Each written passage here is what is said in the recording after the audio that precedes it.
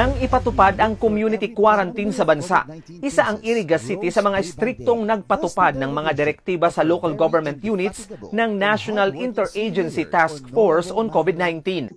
Or multi-stakeholder approach.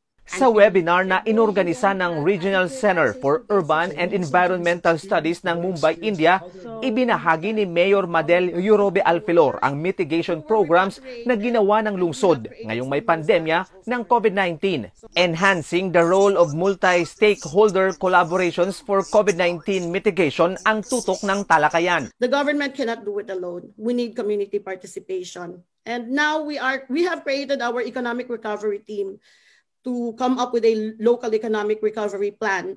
Then we are implementing measures now to build back better.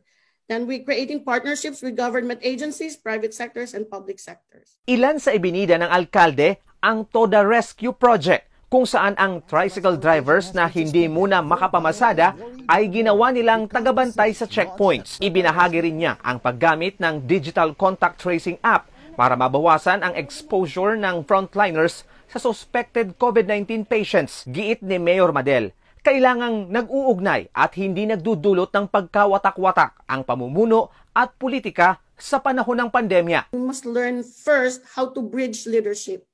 We have to bridge the politics, the leaders, and to bridge to the community, meaning bridging differences and bridging collaboration, which usually compose of 3 segments. First is ownership, meaning bridging leader values and principles. Umaasa ang organizer ng webinar na magagamit ng mga dumalo rito ang best practices ngayong may pandemya na ginawa ng mga resource speaker sa nasasakupan nila.